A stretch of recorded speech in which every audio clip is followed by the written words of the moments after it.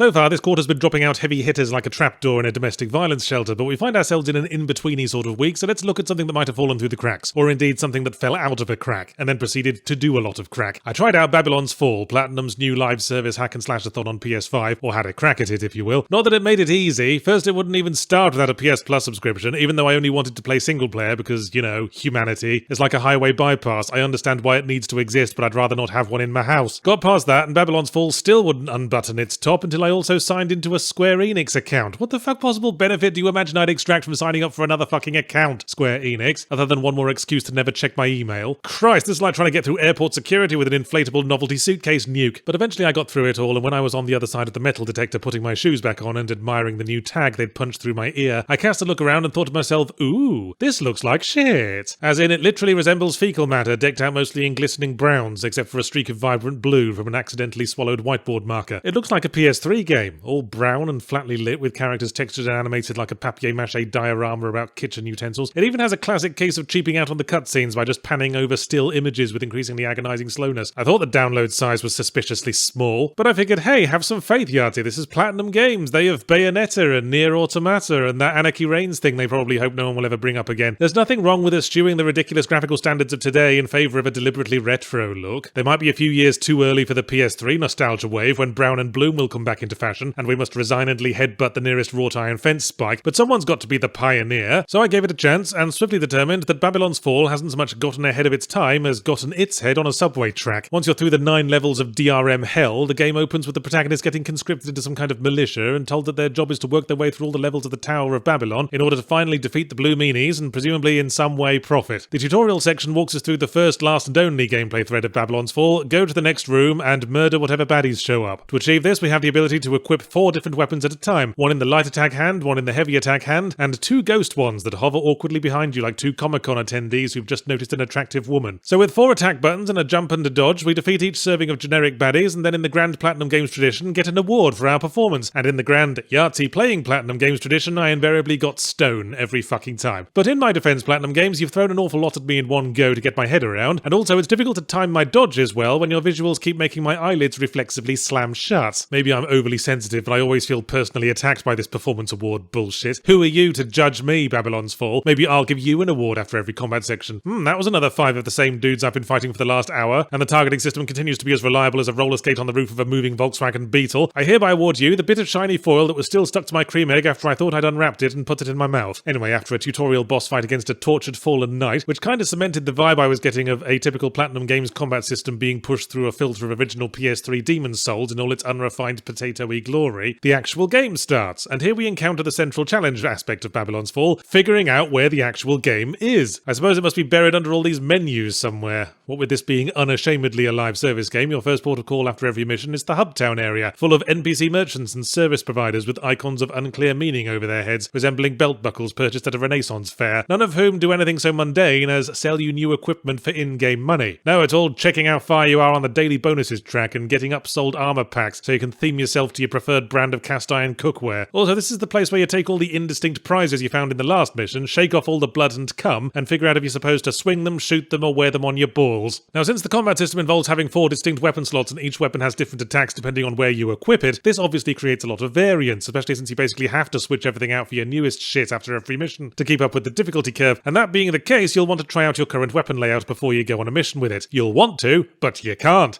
You can't attack outside missions, so if you've, say, equipped one of those magic staffs where after every use your character has to stand there picking sultanas out of their teeth for 3 seconds before they can dodge the encroaching giant sword the size of a beached whale, then there's no way to know that until you're locked into a mission and fucking stuck with it. As I was in the first boss fight with, go on, have a guess, a tortured fallen knight. Hey, petty officer pattern recognition's on the bridge. Now, I've known my share of damage sponges, but this motherfucker was a damaged 3-tier wedding cake with edible floral arrangement. Hitting his health bar with a fully charged hit from my multi-bow was like licking the end of a gigantic stick of rock with the word cunt written down the side. But he wasn't the least bit hard. I could easily dodge everything he threw out, so I just hopped around outside his attack range, firing arrows, picking at his health like it was the wall of a prison cell and I had 20 years to kill. Would probably have won after about an hour or so, but I got killed after 45 minutes because the target lock system mysteriously stopped working, and the auto-targeter thought it more important that my arrows be aimed at the nearest box ottoman instead. But I felt like I'd seen enough of Babylon's Fall. I was so bored and sick of it already, and both my middle fingers had reflexively extended so far they'd started to mess with the ceiling fan. Fuck you, 2, Babylon's Fall. I only reviewed you because the alternative was Shadow Warrior 3, and that was too short to say much about. How short is it, Yards? Well, put it like this. It was